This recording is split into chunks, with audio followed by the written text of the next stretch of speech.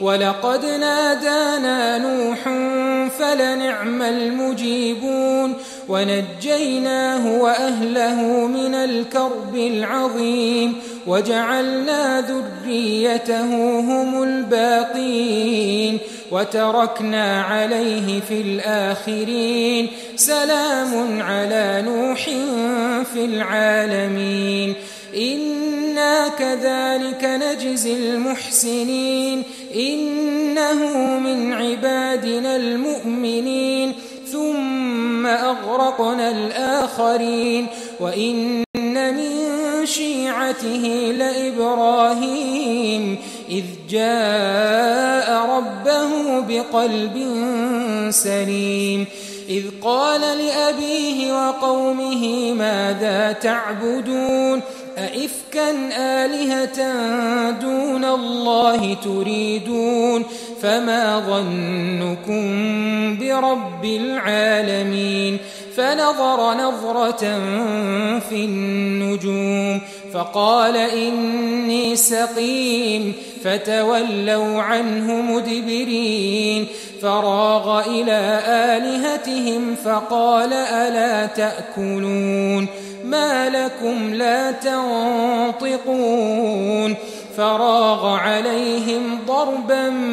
باليمين فأقبلوا إليه يزفون قال أتعبدون ما تنحتون والله خلقكم وما تعملون قالوا ابنوا له بنيانا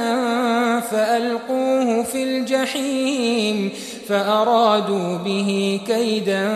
فجعلناهم الأسفلين وقال إني ذاهب إلى ربي سيهدين رب هب لي من الصالحين فبشرناه بغلام حليم فلما بلغ معه السعي قال يا بني إني أرى في المنام أني أذبحك فانظر ماذا ترى قال يا أبت افعل ما تؤمر ستجدني إن شاء الله من الصابرين فلما أسلما وتله للجبين وناديناه أن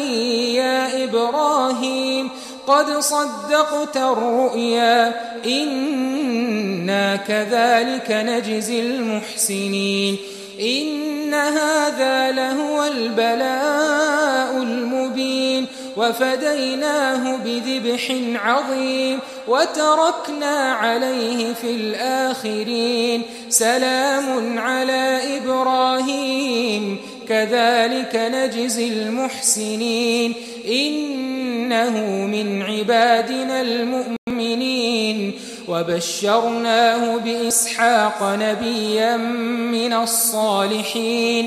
وباركنا عليه وعلى إسحاق ومن ذريتهما محسن وظالم لنفسه مبين.